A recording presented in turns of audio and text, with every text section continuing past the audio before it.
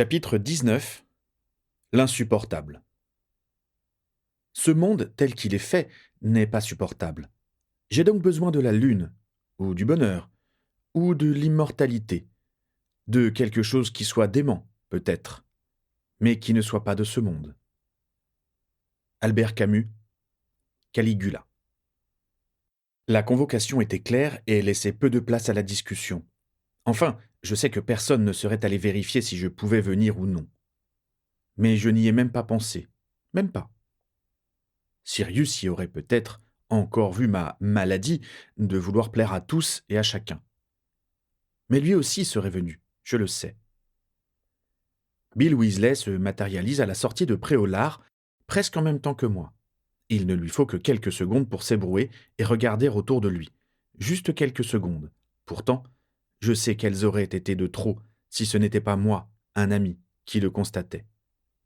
Mais Bill n'est pas un aurore, ce n'est même pas un combattant. C'est un homme de bonne volonté, relativement compétent, et c'est déjà beaucoup. Rémus! Il s'exclame joyeusement en me reconnaissant. Ce que j'aime avec Bill, c'est que je n'ai jamais été son professeur. Il n'a pas cette réserve que même les jumeaux Weasley, avec leur or, leur savoir-faire, leur célébrité et leur malice, gardent envers moi. C'est toujours une drôle d'expérience de les voir se demander comment m'appeler, faire des périphrases, voire utiliser le mot professeur. Bill, lui, me considère comme un ami peu contraignant de ses parents. Et, avec ses connaissances et son expérience de briseur de sorts, il a une conversation intéressante, ce qui ne gâte rien. Bonsoir, Bill. Alors, sur le pont toi aussi? Je badine, avec plaisir. Oui. Pas que ce soit bien tombé, on devait sortir, Fleur et moi. Il répond avec un clin d'œil de connivence. Oh! Je commande brillamment. C'est comme ça. Les histoires de vie de couple, ça ne m'inspire pas. Les affres adolescents de James déjà me laissaient relativement froid, et ça ne s'est pas arrangé en vieillissant. Il me manque peut-être l'expérience, parce que je sais que ce que j'ai vécu avec Lyal n'était pas la négociation du compromis qui fonde un couple, ou alors les prémices. Peut-être que cette incapacité à m'y intéresser postule d'ailleurs de mon incompétence à créer une telle relation avec quiconque. Ce serait abdiquer de tellement de contrôle, une nouvelle fois, dans un nouveau domaine. Je m'en pense incapable. Finalement, j'ai réussi à la convaincre de proposer à une de ses collègues d'y aller avec elle. Continue Bill, que mon trouble n'a pas l'air de déranger beaucoup. Il y a des gens comme ça qui réfléchissent tout haut, qui pensent avec les autres. James en faisait partie, surtout quand il s'agissait de Lily. Je sais que je ne suis pas réellement censé trouver une réponse, alors je me contente du minimum. Bien. Ça suffit visiblement au jeune briseur de sorts. Le truc, c'est qu'elle a beau savoir que c'est pour l'ordre, elle tend toujours à imaginer le pire, m'explique-t-il encore un peu gêné cette fois. C'est normal qu'elle ait un peu peur, je réponds sans trop savoir quoi dire. Non, elle n'est pas inquiète de la mission elle-même. Je pense qu'elle n'a pas trop de doutes sur mes capacités à me défendre, et puis, il s'agit juste d'aller veiller sur le sommeil des élèves, non? C'est plutôt qu'elle ne peut s'empêcher d'imaginer des trucs quand nous ne sommes pas ensemble. Et le fait que Tonks soit là ce soir n'aide pas, il conclut avec une grimace. Je suis surpris, non pas que Fleur soit jalouse du charmant jeune homme qu'est Bill, objectivement, mais qu'une jeune femme aussi séduisante qu'elle puisse douter de ses propres charmes. Fleur est jalouse de Tonks? J'ai presque soufflé ma question, tant elle me paraît dépasser le cadre de nos relations cordiales. Mais Bill a l'air content de pouvoir en parler. Ça, c'est la faute de ma mère, il s'exclame avec un grand geste de la main qui montre qu'il y a longtemps réfléchi. Elle n'a qu'une envie, c'est de marier un de ses enfants. Mais Charlie est trop occupé avec ses dragons, les autres sont trop jeunes, alors c'est moi. Ensuite, elle n'aime pas trop Fleur, autant le dire. Elle est trop différente d'elle. Mais qui voudrait épouser la réplique de sa propre mère? Moi, qui ai toujours pensé que celui qui avait épousé ma mère avait eu beaucoup de chance, suis, une fois de plus, mal qualifié pour répondre. D'ailleurs, ce qui me frappe, c'est toutes les connaissances que quelqu'un comme Bill paraît avoir sur un tel sujet. Tout ce savoir-faire que je n'ai pas, comme si j'avais raté des leçons fondamentales à Poudlard. Enfin, elle aime beaucoup Tonks. Il tempère en me jetant un regard en biais qui ne fait pas de doute sur son niveau d'information. Alors, Dans un de ces raisonnements dont elle a le secret, elle a insinué qu'on ferait un bon couple, moi et Tonks. De nouveau, le calme et mesuré Bill a laissé percer son exaspération. Non, je demande avant même de réfléchir. Ne vous méprenez pas, Rémus, il me répond en me prenant le bras. J'adore Tonks. On se connaît depuis Poudlard, et elle m'a toujours fait rire. J'admire l'aurore qu'elle est devenue, son engagement malgré sa famille, tout ça. Mais ce n'est pas ce que je cherche dans la vie. Jamais je n'ai été amoureux d'elle. Quelque chose en moi a envie de protester, de parler de la douceur de son visage, de la fraîcheur de sa voix, de sa rectitude. Cette fois, je me retiens. Peut-être parce que Bill me regarde en coin. Et elle? Je m'enquière, étonné brusquement de me rendre compte combien Bill en sait sur Nymphadora, sa famille, sa vie. N'est-ce pas révélateur que tu ne connaisses pas mes amis? Je frissonne. Cette fois, Bill s'arrête, alors que nous sommes presque en vue des grilles de Poudlard. Rémus, je sais que notre différence d'âge demanderait que je ne dise rien, mais il n'y a qu'une seule personne dont Tonks soit amoureuse depuis près de 2 ans, et je ne pense pas que vous l'ignoriez. Il a dit ça très calmement, avec cette confiance en lui qu'ont certains hommes. Je l'envie. De sa prestance physique, de ses certitudes, de l'amour qu'il partage avec Fleur. Ça faisait longtemps que je n'avais pas envié quelqu'un comme cela. Les autres vont nous attendre. Je réponds simplement. Et Bill ne trouve pas, cette fois, le courage de me relancer.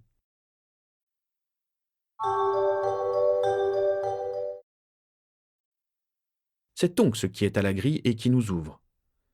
Certains y verraient un signe. Je refuse de le faire. Enfin plutôt, j'essaie de n'y voir qu'une curieuse coïncidence. Kingsley n'est pas là, s'informe Bill. C'est moi qui suis officiellement en mission ici, elle répond avec un brin d'agacement, comme si Bill remettait en cause sa compétence. Il n'a pas pu venir. Flitwick et McGonagall nous attendent. Elle a un petit sourire fugace. Ils sont excités comme des mômes à l'idée de faire des rondes toute la nuit dans l'école.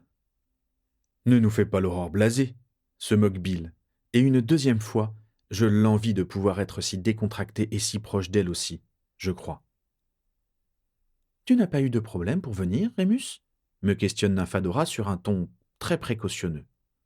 Oui, pas de problème. Personne n'avait besoin de moi, je réponds.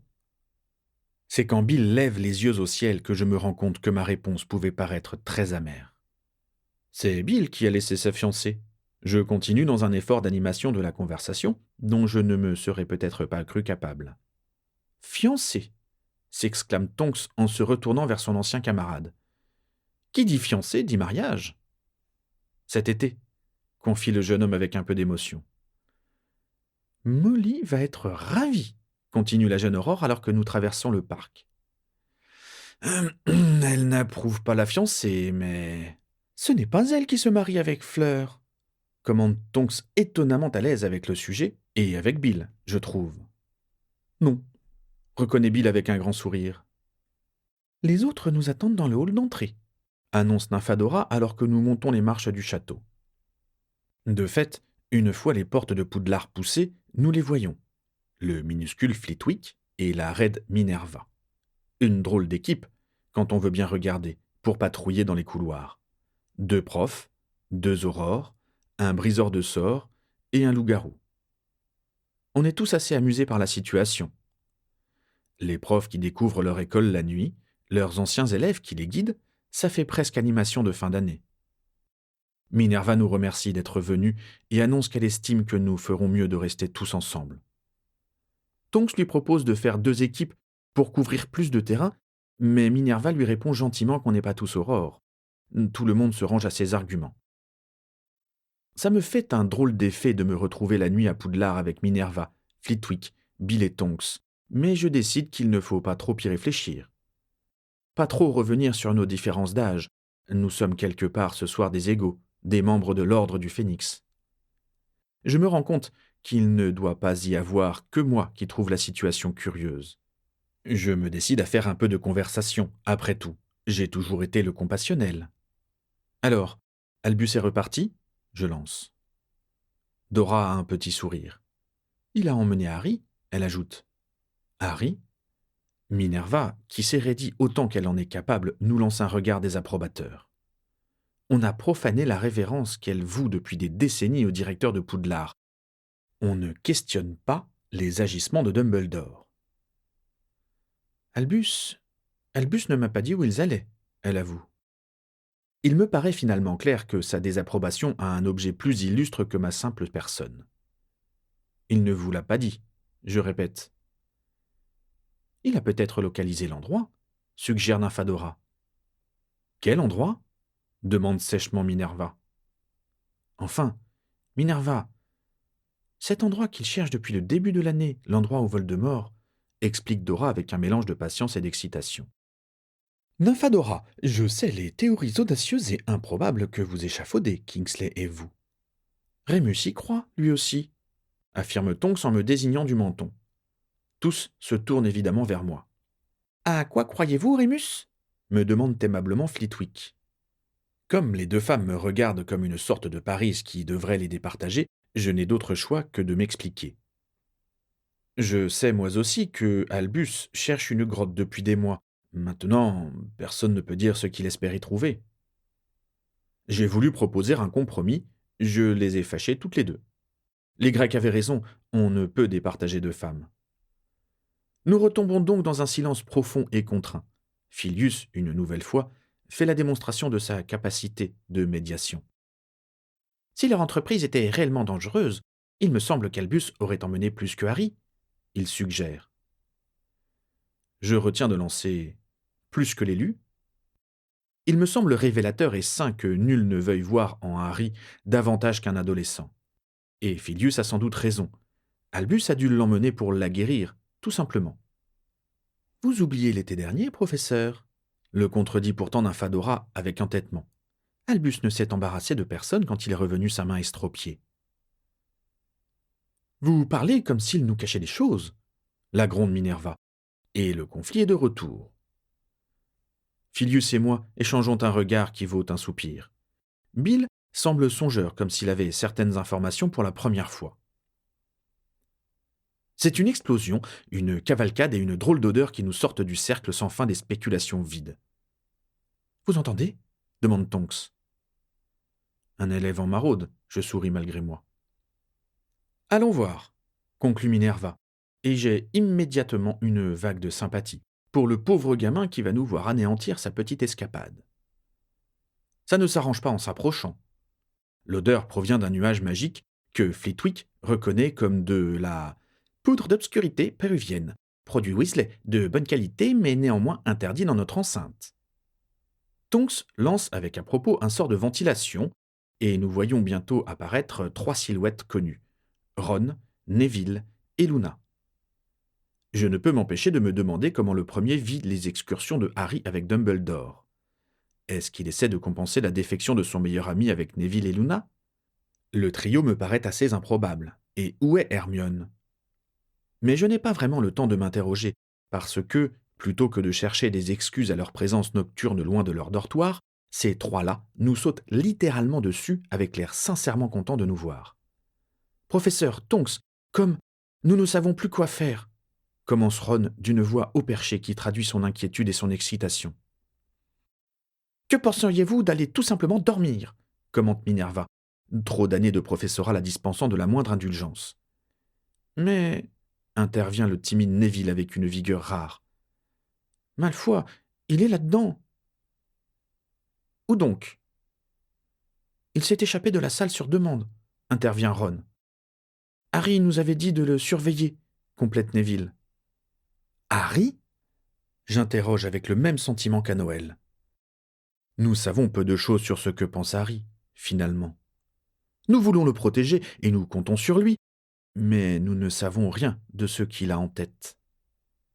J'espère brusquement qu'Albus, à son habitude, a une vision plus claire que nous. Quand il est parti avec avec le professeur, s'empêtre Ron. Il avait raison, Malfoy en a profité, le soutient Neville. Ce Malfoy, commente rêveusement Luna. On ne sait pas exactement ce qu'il fabrique là-dedans, avoue Neville, alors que Ron veut expliquer. D'après Harry, ça fait des semaines que... McGonagall n'a pas besoin de beaucoup crier pour les faire taire et leur demander de parler chacun leur tour. Comme Ron a l'air trop frustré pour le faire et que Luna ne semble pas réellement intéressée, c'est Neville qui nous explique que Harry les a chargés de surveiller Drago, mais que celui-ci semble s'être échappé de la salle sur demande en utilisant un produit des Weasley. Minerva reconnaît immédiatement que le procédé appelle une enquête et demande à Flitwick d'aller chercher le professeur Rogue, annonce qui provoque la moue dégoûtée obligatoire de Ron. Nous nous mettons collectivement à la recherche de Drago, et cette quête, relativement curieuse, nous fait d'un seul coup basculer dans un drôle de cauchemar. Je suis peut-être le premier à me rendre compte que les enfants n'ont pas tort quand ils parlent d'un complot important et grave. Au début, je ne veux même pas y croire, ou plutôt, je veux croire que je me trompe. Mais la troisième fois, l'odeur est trop fraîche et trop nette pour que ma position tienne. C'est l'odeur du loup qui se cache dans l'homme. Et pas n'importe lequel, je porte la marque de sa mâchoire sur mon omoplate. Pour une fois, je décide d'avoir pleinement recours à mes sens. Je me laisse envahir par l'écho de cavalcade, plus ou moins loin de nous. Il se passe indubitablement quelque chose.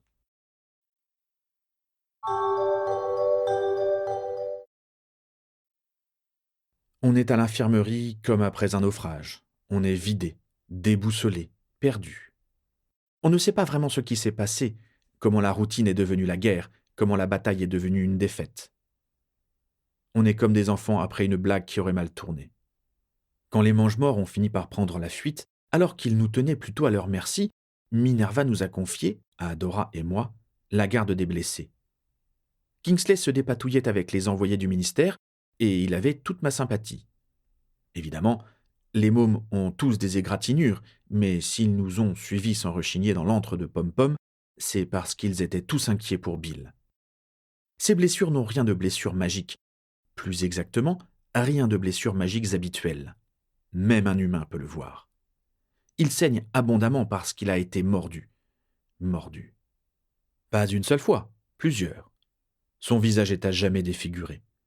Je pense que tous peuvent douter qu'un médicomage aussi talentueux soit-il soit en mesure de lui rendre son visage d'avant cette nuit.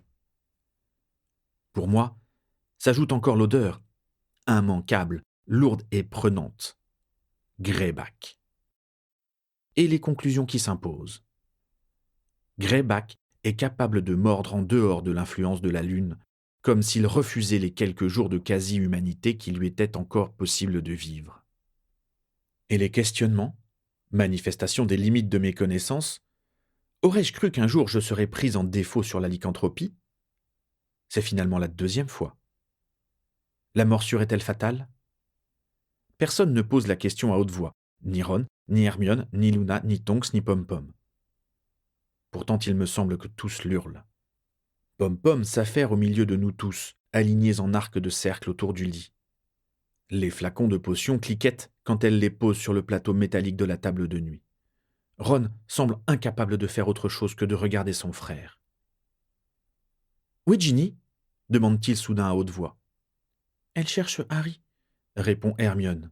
« McGonagall lui a demandé de l'amener ici. » Personne ne commente, parce que personne ne sait rien. La rumeur du retour de Dumbledore a couru à un moment de la bataille. Et puis nous avons tous vu Harry sortir de la tour d'astronomie, pâle comme s'il avait vu la mort, aveugle de colère.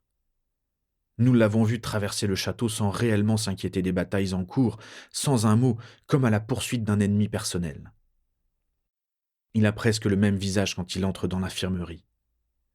Hermione se jette sur lui et l'étreint comme si elle avait craint ne jamais le revoir. Je voudrais faire de même, mais je n'ose pas. Je lui demande juste. « Tu n'es pas blessé, Harry ?» ?»« Je vais bien, » me répond-il sans me regarder. Ses yeux sont rivés sur le lit derrière moi. « Comment va Bill ?» Aucun de nous ne réussit à lui répondre. « Vous ne pouvez pas le guérir avec un sortilège ou autre chose ?» s'enquiert Harry après s'être approché et avoir mesuré lui-même l'étendue des dégâts. Ça me fait mal, profondément. Son espoir et la déception inévitable qui va suivre. « Aucun sortilège ne marchera, » répond Madame Pomme-Fraîche. « J'ai essayé tout ce que je connais, mais rien ne guérit des morsures de loup-garou. » Le mot est lancé pour la première fois dans la pièce. Il résonne comme un maléfice. « Mais il n'a pas été mordu à la pleine lune », objecte Ron avec tout son amour fraternel. « Greyback n'était pas transformé. Bill ne peut pas... Il ne sera pas un vrai... » Là, évidemment, il me regarde. « Non, je ne crois pas qu'il sera un vrai loup-garou, » je réponds. Et la vérité est que je suis content de l'affirmer, même si je m'avance au-delà de mes réelles connaissances sur le sujet. D'ailleurs, je prends des précautions. Mais ça ne veut pas dire qu'il n'a pas été contaminé d'une manière ou d'une autre. Ce sont des blessures maléfiques. Elles auront du mal à se guérir complètement. Et Bill présentera peut-être certaines des caractéristiques des garous. Je ne pense pas que quelqu'un dans cette pièce ait eu envie d'entendre tout cela. J'ai parlé plus qu'il n'était besoin à ce stade, j'en suis conscient. Je me tais brusquement. Dumbledore connaîtra peut-être un remède, espère encore Ron avec obstination. Où est-il d'ailleurs ? Ron, Dumbledore est mort, annonce Ginny. Si Harry avait été moins pâle, je n'y aurais peut-être pas cru. Il me semble que le monde vacille brusquement, s'écroule. J'ai envie d'hurler, de courir, de laisser exploser une rage tout à fait lupine. Albus ne peut pas être mort. Toutes nos souffrances ont besoin de lui pour trouver leur sens. Comment est-il mort ? Chuchote Tonks. Comment c'est arrivé ? Et la réponse de Harry finit d'anéantir mes repères. Rogue l'a tué. Il annonce la voix sèche et rauque. Il raconte en termes brefs leur rencontre avec Malfoy en haut de la tour. Albus aurait été affaibli. Il ne nous dit pas pourquoi, mais il aurait dépensé une partie de ses forces à protéger Harry. Encore une fois. Il nous dit qu'entouré de mange-morts et de Greyback, c'est Rogue qui l'a frappé de l'Avada Kedavra. Nous sommes anéantis, tous. Je le sens dans mes os. C'est à la fin du récit de Harry que Fumsec se met à chanter. Un chant unique, beau et poignant. Un chant d'amour et de peine qui semble plus fort que nos mots, nos larmes et notre douleur. Nous nous y abandonnons. Même l'arrivée silencieuse de Minerva ne réussit pas à nous en sortir totalement. C'est différent quand la porte de l'infirmerie s'ouvre à la volée et nous fait tous sursauter. Monsieur et Madame Weasley traversent la salle à grands pas, suivis de Fleur, son beau visage terrifié. C'est elle que je ne peux m'empêcher de plaindre. J'ai encore dans la tête l'excitation fiévreuse et fière de Bill quand il parlait de leur fiançailles. Le malheur qui s'est abattu sur lui en une seule nuit me serre le cœur. Il n'a pas seulement perdu son visage, loin de là. Heureusement, il a sa famille, je pense confusément. Minerva s'est levée d'un bond en les voyant et se précipite à leur rencontre. « Molly, Arthur, je suis vraiment navré. » Navré, je pense, navré, est-ce le mot ? Est-ce que révolté ne serait pas plus approprié ? Les Weasley ont l'air de prendre lentement la mesure de ce qui leur arrive. « Bill !» murmure Molly, les yeux rivés sur le visage ravagé de son fils. « Oh, Bill !» Je suis sur son chemin, je me rends compte. Je m'écarte aussi vite que je peux. Tonks fait de même, et nous sommes séparés par le lit de Bill Weasley. D'abord, je me dis que c'est un symbole adéquat, séparé par un garou en puissance, puis je m'engueule. Qu'est-ce que j'ai à pleurer sur mon sort ? Y a-t-il quoi que ce soit de nouveau qui mérite mon chagrin ? Je vois Molly embrasser le front ensanglanté de son fils, et je ne peux m'empêcher de penser à ma propre mère, à sa douceur, à son amour pour moi qui lui permettait de dépasser la pitié que ma condition aurait dû lui inspirer. Elle a gardé jusqu'au bout envers moi l'exigence et la fierté qui sont les piliers du rôle parental, je crois. Curieusement, ça m'apaise. Arthur, lui, reste debout. Il semble chercher une explication, peut-être un responsable, et mon cœur pleure pour lui. « Vous m'avez dit que c'est Greyback qui l'a attaqué ?» il demande à Minerva avec l'air effaré. « Mais il n'était pas métamorphosé, alors qu'est-ce qui va se passer ? Qu'est-ce qui va arriver à Bill ?»« Nous ne savons pas encore, » soupire Minerva, et elle me regarde d'un air désemparé. Et me revoilà, une fois de plus, dans le rôle de l'expert. Il voudrait sans doute que j'aie le moyen de leur dire que Bill n'est pas atteint du même mal que moi. Est-ce qu'ils se rendent compte? Mon âme se rebelle, mais c'est Arthur qui demande. Je m'oblige à me le rappeler. Je dois trop de choses à Arthur. Il y aura sans doute une forme de contamination, Arthur. J'énonce, aussi technique que je peux. C'est la seule façon pour moi de mettre de la distance. J'espère que ça marchera pour lui aussi. C'est un cas étrange, peut-être unique. Nous ne savons pas ce que sera son comportement quand il se réveillera. Arthur hoche la tête comme si je ne faisais que confirmer ce qu'il pensait. Je ne suis pas sûr que Molly m'ait écouté.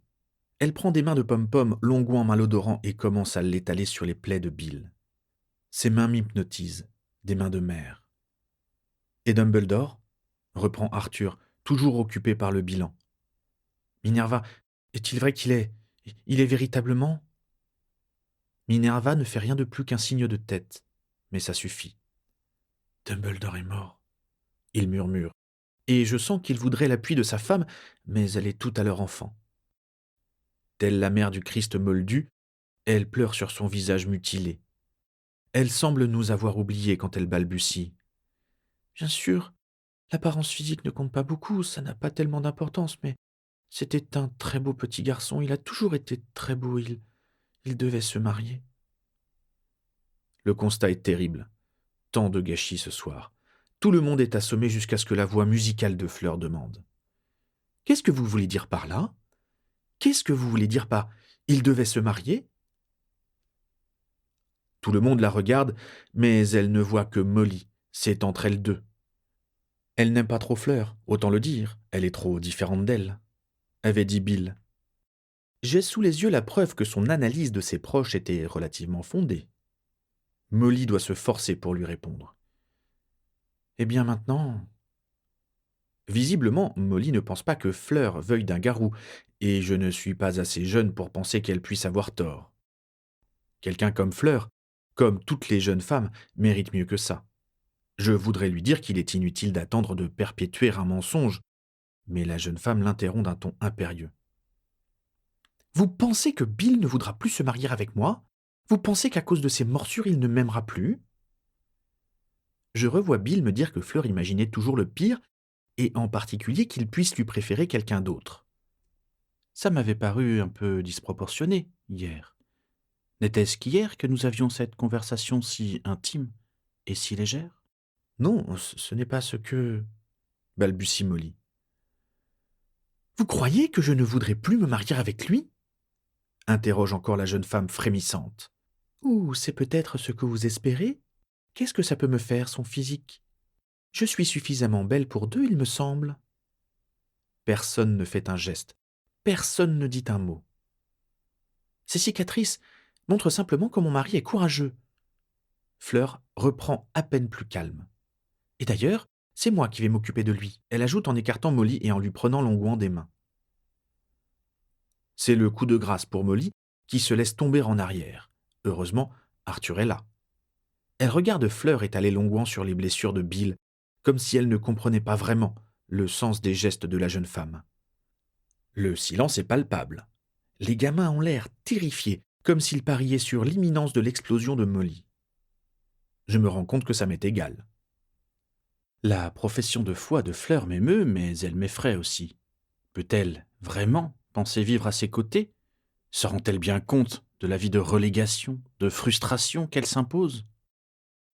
La beauté est une chose, mais croit-elle avoir assez d'optimisme, de courage, de force pour lutter contre le découragement, l'amertume et les brimades?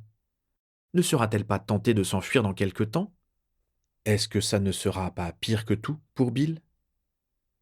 Notre grande tante Muriel, dit soudain Molly, et tout le monde se tourne vers elle, s'attendant à tout sauf aux paroles qu'elle prononce. Possède un très beau diadème, fabriqué par des gobelins, et je suis sûre que je pourrais la convaincre de vous le prêter pour le mariage. Elle aime beaucoup Bill, et ce diadème vous irait à merveille avec vos cheveux. La voix de Molly est humble. Ce sont des excuses. Personne n'en doute, même si tout le monde a du mal à le croire. Je croise le regard de Ginny, qui ne semble pas en revenir. Merci, répond Fleur avec une raideur qui me semble un bouclier. Je me demande furtivement depuis combien de temps elle souffre de la froideur de Molly. Il me semble soudain que c'est une preuve de l'absolu de son amour pour Bill, et j'ai presque une bouffée d'optimisme. Ce sera sûrement ravissant, elle articule. Et comme si ses paroles avaient un sens caché, elles tombent dans les bras l'une de l'autre, mêlant leurs larmes et leurs peines. Les mômes sont complètement désorientés par cette évolution, et je mesure combien ils sont encore jeunes, comme ils veulent voir les barrières rigides et prévisibles. Et immanquablement, après un tel début, mes pensées prennent un tour grisâtre. Je me sens vieux, irrémédiablement trop vieux pour ce monde. Je me demande soudain si Albus n'est pas maintenant soulagé de ne plus avoir à s'inquiéter de l'avenir, du bien-être, voire de la survie de ses contemporains. La mort me semble une paix incroyable. C'est la voix accusatrice de Dora qui m'arrache à ma douleur. Son regard est sombre et fiché en moi comme un poignard. « Tu as vu ? Elle veut toujours l'épouser, même s'il a été mordu. Elle s'en fiche. » Je regarde Fleur, qu'elle désigne de sa main impatiente, et je repense brutalement à Bill, qui comparait Fleur et Dora. Maintenant, c'est elle qui fait des parallèles. Ça me frappe brusquement combien elle sort isolée de ces deux comparaisons. Ça me fait mal pour elle. C'est tellement injuste. Mais je n'ai aucune envie qu'on se donne, elle et moi, en spectacle au milieu de nos rares amis, et alors que le monde tout entier paraît au bord de la chute. C'est différent, je réponds lâchement en remuant à peine les lèvres. Et, comme à chaque fois que je suis mal à l'aise, je me réfugie dans la science. Bill ne sera pas un loup-garou à part entière, les deux cas sont très... Mais ça m'est égal, ça m'est complètement égal, s'énerve immédiatement Dora. Elle s'avance et m'empoigne par ma robe sans aucun ménagement. Elle me secoue comme un témoin récalcitrant, mais ses yeux n'ont pas la dureté de l'aurore. Ses lèvres tremblent quand elle balbutie. « Je te l'ai répété 1 million de fois. » Je ne peux vraiment pas la laisser continuer. Je ne veux pas qu'elle expose ainsi à tous sa faiblesse et ma dureté. Je ne veux pas que les mômes voient ça. Je ne veux pas qu'Arthur me répète que je devrais me laisser aller à mes émotions. Et moi, je la coupe. Je t'ai répété 1 million de fois que je suis trop vieux pour toi, trop pauvre, trop dangereux. Trop loup, je voudrais ajouter, mais ça serait tomber dans un pathos plus douloureux encore. Je t'ai dit depuis le début que ton attitude était ridicule, Rémus, me lance alors Molly, à qui personne ne demande rien. Elle me dit ça en continuant d'étreindre Fleur au chevet de Bill, comme pour m'affirmer qu'elle croit vraiment à un futur où les garous et les sorciers sauraient coexister. J'ai envie de vomir. Je ne lui fais même pas remarquer qu'elle a préféré envoyer d'autres en émissaire plutôt que d'avoir cette conversation avec moi dans un cadre où j'aurais pu lui répondre sur le fond. Je ne m'énerve même pas. Je plaide plutôt pour Dora comme pour moi. Je ne suis pas ridicule. Tonks mérite quelqu'un qui soit jeune et sain. Mais ça ne suffit pas à la désarmer. Mais c'est toi qu'elle veut, Molly objecte avec un sourire très doux qui m'exaspère. Je détourne les yeux, comme si ce qu'on voulait avait la moindre importance. Ne voulait-on pas tous la sécurité de Poudlard hier soir? D'ailleurs, Rémus, les hommes jeunes et sains ne le restent pas forcément, elle ajoute en montrant son fils. Le souffle me manque. Le vertige, une nouvelle fois, n'est pas loin. Je ne veux pas, je pense. C'est la seule idée que je sois encore capable de formuler. Ce n'est pas le moment d'en parler, j'articule. Ils vont se taire, j'espère avec ferveur. Ils vont me laisser en paix avec leurs idées folles, avec leurs tentations. Ils vont se rappeler que nous avons perdu notre guide, que nous sommes en guerre, que le désastre est proche. Mais c'est mal les connaître. Dumbledore aurait été plus qu'heureux que quiconque de penser qu'il y a un peu plus d'amour dans le monde, m'assène Minerva, ouvrant la bouche pour la première fois. Je la regarde médusée. Elle soutient mon regard avec cette dureté qui n'appartient qu'à elle, la marque de son intégrité. Je ne sais pas quel tour cette conversation aurait pu prendre parce que Hagrid entre alors, tellement abattu qu'il semble presque petit. Il nous annonce qu'il a ramené le corps de Dumbledore. Ça nous aurait sans doute plongé dans le chagrin si cette nouvelle n'avait pas mis en branle tout le processus politico-administratif qui semble survivre à cette fin du monde. Minerva prend le commandement, distribue les tâches et des informations et entraîne Harry derrière elle avec une autorité que nul ne conteste. Je comprends alors réellement qu'elle est maintenant la directrice de Poudlard. C'est logique, évidemment, mais c'est malgré tout un changement énorme. Heureusement que nous avons Minerva, commente Molly. On peut être sûr avec elle que Poudlard ne changera pas. Je hausse les épaules. Si Poudlard reste ouvert, je ne peux m'empêcher de lui faire remarquer. À la tête des enfants Weasley et d'Hermione, je pourrais aussi annoncer l'explosion prochaine de la planète. Je n'élabore pas. Ils en ont assez vu pour aujourd'hui. Albus, Bill, la trahison de Rogue et, en même temps, de tout ce que Albus, et nous avec lui, avaient voulu tenir pour vrai. C'est Arthur qui brise le silence pensif qui s'est installé. Vous devriez retourner à Gryffondor, annonce-t-il à Ron, Hermione et Ginny. Prendre du repos.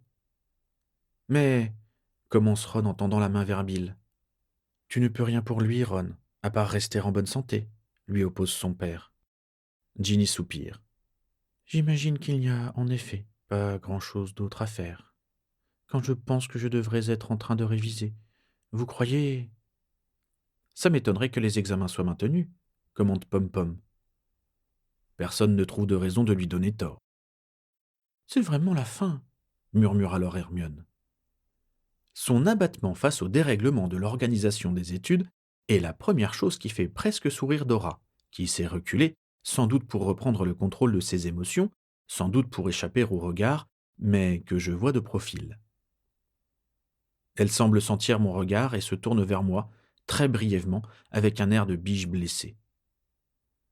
Elle s'enfonce encore derrière le rideau, et je sens monter en moi l'impulsion de la prendre dans mes bras, de la serrer très fort, de lui dire combien elle est belle et courageuse. Je sens la folie dans mes veines. Elle est toute proche, comme si elle attendait son heure depuis longtemps. Molly et Arthur reviennent à la charge pour convaincre les mômes d'aller prendre du repos.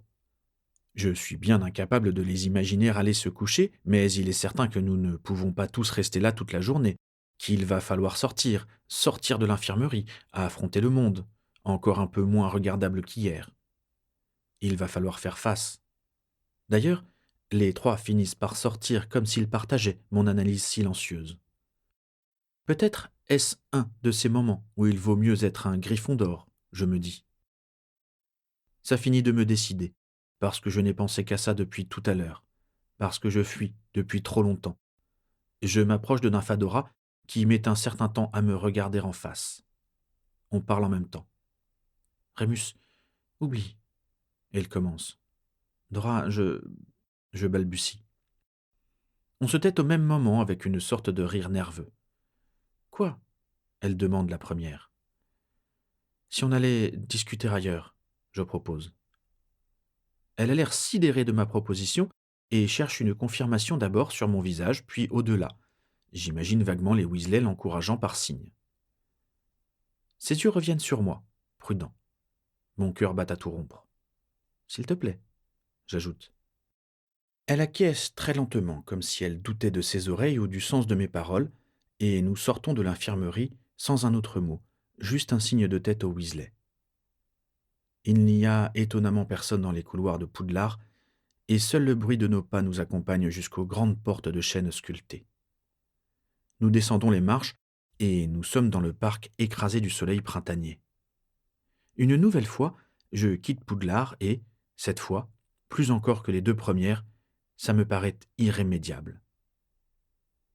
Je décide que je ne dois pas me retourner.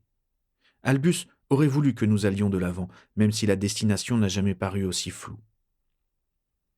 La voix de Dora, à ma droite, me sort brutalement de mon chagrin. Je ne veux pas que... Je suis désolé. Moi aussi, je réponds. L'étendue de mes regrets me paraît presque palpable, tangible, concrète. Un matériel dont on pourrait presque faire quelque chose. Je ne recommencerai plus. C'était... Elle balbutie. Elle pleure. Et tu ne vas pas arrêter ça? Je m'engueule. Ça suffit pas, là, la souffrance, l'hypocrisie, la douleur? Je m'arrête net de marcher et je la prends par les avant-bras pour la mettre face à moi. Son visage porte toutes les marques de cette nuit, le combat, le chagrin, mais je la trouve profondément belle, humaine, désirable. Tu le veux vraiment? je demande. Il y a beaucoup d'urgence dans ma voix. Je m'en rends compte en l'entendant. Quoi? Tu veux vraiment prendre ce risque? J'explicite. Quel, quel risque? Elle demande encore, en s'essuyant les yeux des deux mains, comme si elle pensait qu'une vision plus claire l'aiderait à comprendre. Comme à chaque fois qu'elle me laisse entrevoir sa fragilité intime, je suis ému jusqu'aux os. Je suis tout sauf quelqu'un de facile à vivre, Dora. Je réponds en ayant l'impression de faire le plus bel euphémisme de toute ma vie. Je suis tout sauf un cadeau. Je suis aigri, je suis paranoïaque, introverti. Tu notes que je ne te parle ni de mes ressources, ni de mon âge, ni de ma condition, mais j'ai tout pour te faire du mal, Dora. Au travers des larmes qui embuent ses yeux, perce un soleil brutal. Elle se jette à mon cou en murmurant. Est-ce que toi tu sais que je t'aime? Je frissonne. C'est plus fort que moi. Personne, non, personne ne m'a jamais dit cela. Je t'aime. Aucune de mes brèves conquêtes adolescentes. Layal semblait préférer m'admirer. C'est sans doute ridicule, mais ça me laisse tremblant. Je voudrais être capable de lui répondre que moi aussi je l'aime, que ce sentiment inconnu et perturbant qui m'assaille depuis 2 ans, maintenant, ça doit être de l'amour. Je voudrais lui dire que la rencontrer est la plus belle chose qui soit arrivée dans ma vie. Je voudrais tant, mais je ne sais pas. Je crois. Je crois que je tends à m'habituer à l'idée. Je souffle.